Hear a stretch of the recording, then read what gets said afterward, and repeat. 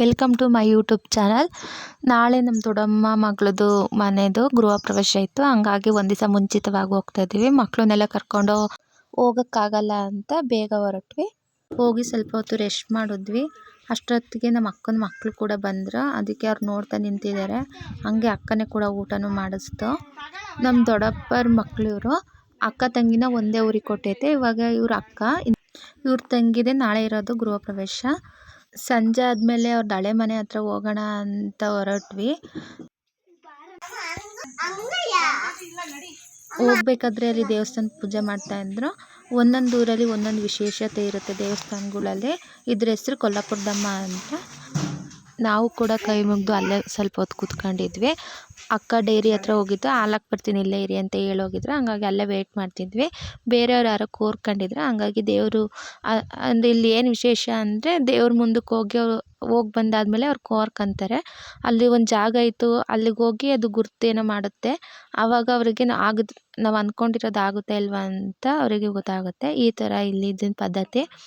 ನಾವು ಅದನ್ನು ನೋಡ್ತಾ ಅಲ್ಲೇ ಸ್ವಲ್ಪ ಹೊತ್ತು ಕೂತಿದ್ವಿ. ಅವರು ಕೋರ್ಕೊಂಡಾಯ್ತು. ಇವಾಗ ಇಲ್ಲಿ ಈ ಜಾಗದಿಂದ ಇನ್ನೊಂದು ಜಾಗಕ್ಕೆ ಹೋಗಿ ಗುರ್ತು ಮಾಡಿ ರಿಟರ್ನ್ ಬರುತ್ತೆ. ಅವ್ರಿಗೆ ಗೊತ್ತಾಗುತ್ತೆ ನಾವು ಅಂದ್ಕೊಂಡಿದ್ದಾಗುತ್ತಾ ಇಲ್ವಾ ಅಂತ ಕೋರ್ಕೊಂಡವ್ರಿಗೆ. ಇದು ಅಲ್ಲಿ ಹೋಗಿ ಗುರ್ತು ಮಾಡಿ ವಾಪಸ್ ಬರುತ್ತೆ. ಇವಾಗ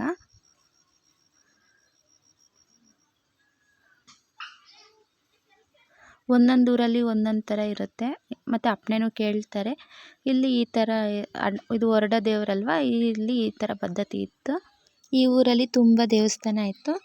ಎದುರುಗಡೆನೇ ಆಂಜನೇಯ ಟೆಂಪಲ್ ಕೂಡ ಇತ್ತು. ಅಷ್ಟರಲ್ಲಿ ಅಕ್ಕ ಬಂದರು. ನಾವು ಕೂಡ ಅವ್ರ ಹಳೆ ಮನೆ ಹತ್ರ ಹೋದ್ವಿ.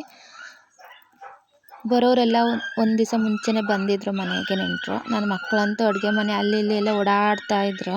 ಅವಳನ್ನ ಕರ್ಕೊಂಬರಕ್ಕೆ ಹಂಗೆ ಅಡುಗೆ ಮನೆಗೆ ಹೋಗಿದ್ದೆ. ನಾಳೆಗೆ ಗಡಿಬಿಡಿ ಆಗಬಾರ್ದಂತ ಎಲ್ಲ ಎತ್ತಿಕ್ತಾಯಿದ್ರು. ಪೆಟ್ಟಿಗೆಗೆ ಐಟಮ್ಗಳು ಎಲ್ಲ ಬಂದಿರೋರೆಲ್ಲ ಕೂತ್ಕೊಂಡು ಮಾತಾಡ್ತಾಯಿದ್ರು.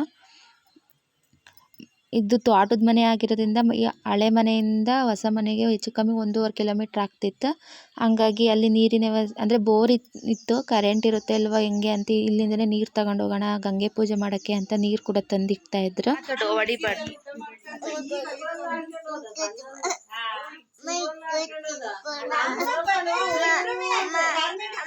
ನನ್ನ ಮಗಳು ರೋಸ್ತಿದ್ಲು. ಹಂಗಾಗಿ ನಮ್ಮಮ್ಮ ಆಚೆ ಕರ್ಕೊಂಡು ಹೋಗ್ತಾ ಇದ್ದಾರೆ. ಪೆಟ್ಟಿಗೆಗೆ ಒಂದು ಜೊತೆ ಬಟ್ಟೆ ಮತ್ತು ಚಿನ್ನ ಬೆಳ್ಳಿ 2 ಇಡಬೇಕು ಅಂತ ಇವಾಗಲೇ ಇಡ್ತಾಯಿದ್ರು ಪೆಟ್ಟಿಗೆಗೆ.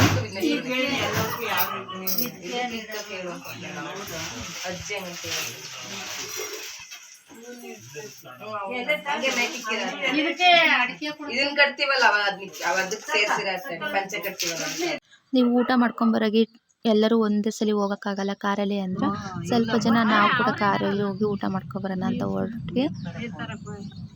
ಮನೆ ಹತ್ರ ಹೋದ್ಮೇಲೆ ಎಲ್ಲ ಮನೆ ನೋಡೋಣ ಅಂತ ಒಳಗಡೆ ಹೋಗ್ತಾ ಇದ್ದೀವಿ.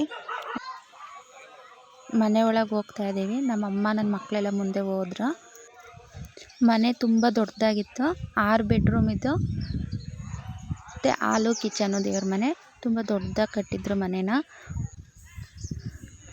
ಜಮೀನು ಎಲ್ಲ ಅಲ್ಲೇ ಇರೋದ್ರಿಂದ ಜಮೀನಿಗೆ ಅನುಕೂಲ ಆಗುತ್ತೆ ಅಂತ ತೋಟದಲ್ಲಿ ಕಟ್ಟಿದ್ದಾರೆ ಮನೇನ.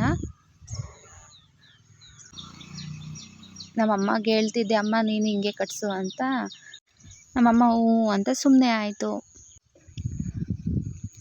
ಅಡುಗೆ ಮನೆ ಮಾಡ್ಯುಲರ್ ಕಿಚನ್ ಎಲ್ಲ ಮಾಡಿಸಿದ್ರು. ಅಂದರೆ ಹಳ್ಳಿಗೆ ತಕ್ಕಂತೆ ತುಂಬ ಗ್ರ್ಯಾಂಡಾಗೂ ಇಲ್ಲ, ತುಂಬ ಸಿಂಪಲಾಗೂ ಇಲ್ಲ, ಆ ಥರ ಕಟ್ಸ್ಕೊಂಡಿದ್ರು. ಆದರೆ ಮನೆ ತುಂಬ ದೊಡ್ಡದಾಗಿತ್ತು. ದೇವ್ರ ಮನೆ, ಅಡುಗೆ ಮನೆ, ರೂಮು 6 ಬೆಡ್ರೂಮ್ ಇದ್ದು. ನಾಳೆಗೆ ಎಲ್ಲ ರೆಡಿ ಮಾಡ್ಕೊತಾ ಇದ್ರು ಐನರು. ಹಂಗೆ ಬೂಂದಿ ಖಾರ ಎಲ್ಲ ರೆಡಿ ಮಾಡಿ ಆಲ್ರೆಡಿ ಇಟ್ಟಿದ್ರು. ಹೂವನ್ನೆಲ್ಲ ತಂದಿಕ್ಕಿದ್ರು. ಮನೆಯೆಲ್ಲ ನೋಡಾಯಿತು. ಹಂಗೆ ಸುಮ್ಮನೆ ಊಟ ಮಾಡೋಕ್ಕೆ ಹೋಗೋಕ್ಕೆ ಬೇರೆಯವರೆಲ್ಲ ಊಟ ಮಾಡ್ತಿದ್ರು. ಅವ್ರು ಬರೋ ತನಕ ವೆಯ್ಟ್ ಮಾಡೋಣ ಅಂತ ಇಲ್ಲಿ ಮನೆ ಒಳಗೆ ಇದ್ವಿ. POP ಎಲ್ಲ ತುಂಬ ಸಿಂಪಲಾಗಿ ಮಾಡಿಸ್ಕೊಂಡಿದ್ರ. ಬಟ್ ಹಳ್ಳಿಗೆ ಹಿಂಗೆ ಇರಬೇಕು, ಕ್ಲೀನ್ ಮಾಡೋಕ್ಕೆಲ್ಲ ಈಸಿಯಾಗೂ ಇರುತ್ತೆ. ಬೇರೆಯವರೆಲ್ಲ ಊಟ ಮಾಡ್ತಾಯಿದ್ರ. ಹಂಗಾಗಿ ಇದು ಆಚೆ ಇರೋದು ಇನ್ನೊಂದು ಬೆಡ್ರೂಮು. ಮೆಟ್ಲೆ ಮೇಲೆ ಹೋದರೆ ಇನ್ನೂ 2 ರೂಮ್ ಇದ್ದು. ಇನ್ನೂ ಊಟ ಮಾಡ್ತಿದ್ರಲ್ವ, ಅದಕ್ಕೆ ನಾವು ಸುಮ್ಮನೆ ಅಲ್ಲೇ ಮನೆಯೊಳಗೆ ನೋಡ್ತಾ ನಿಂತಿದ್ವಿ. ನನ್ನ ನೈಟಿಗೆ ಸ್ವಲ್ಪ ಹೈಟ್ ಇದೆ ಅಂತ ನಮ್ಮಮ್ಮಗೆ ಹೇಳ್ತಾ ಇದ್ದೆ.